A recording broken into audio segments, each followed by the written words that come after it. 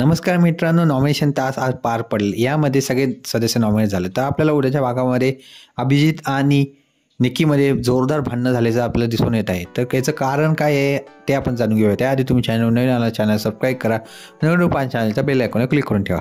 तर मित्रांनो, big boss Marathi season 5चे पर्व लवकरच आपला निरोप घेणार आहे.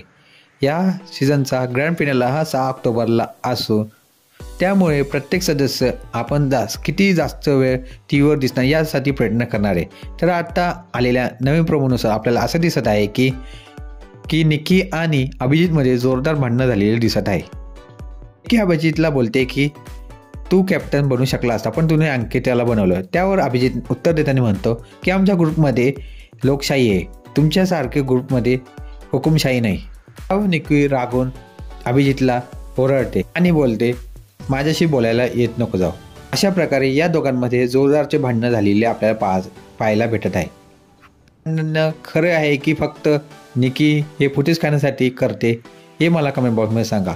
आणि व्हिडिओ आवडला असेल तर लाईक करा, शेअर करा आणि सबस्क्राईब करायला विसरू नका. धन्यवाद.